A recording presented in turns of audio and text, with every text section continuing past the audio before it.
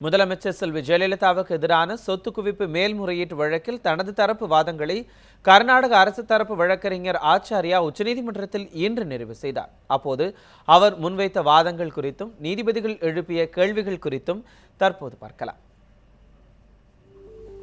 செல்வி ஜெயலலிதா அளவுக்கு அதிகமாக சொத்துக்களை குவித்ததாக ஆச்சாரியா உச்சநீதிமன்றத்தில் வாதங்களை முன்வைத்தார்.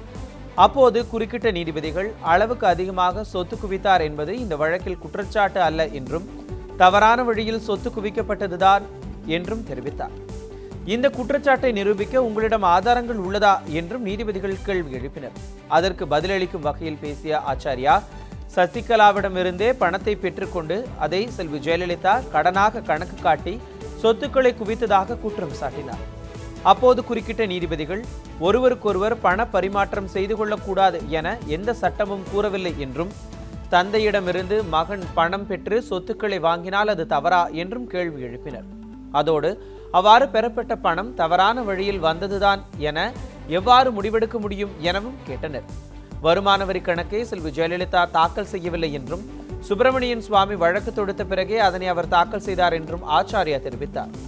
இந்த விஷயம் குறித்து கருத்து தெரிவித்த நீதிபதிகள், வருமான வரித்துறை தீர்ப்பாயம் இதில் முடிவெடுத்து விட்டதாகவும் சொத்துக்களுக்கான கணக்குகளும் சரிபார்க்கப்பட்டு விட்டதாகவும் இதுகுறித்து பேச ஒன்றும் இல்லை என்றும் தெரிவித்தனர்.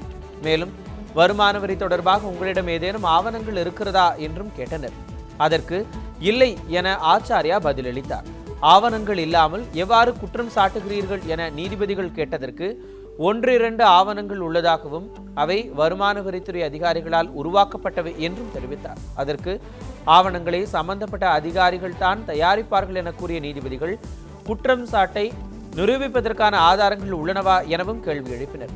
வாதத்தின் முடிவில் தனது 49 ஆண்டு கால வழக்கறிஞர் தொழிலில் இந்த வழக்கிற்காக உச்சநீதிமன்றத்தில் வாதாடிய நாட்கள் மறக்க முடியாதவை என ஆச்சாரியா தெரிவித்தார். அதனை ஏற்கும் வகையில் பேசிய நீதிபதிகள், உங்கள் அனுபவம்தான் எங்கள் வயது என்றும் உங்களின் வாதத்தை கேட்டதில் மகிழ்ச்சி என்றும் தெரிவித்தனர்.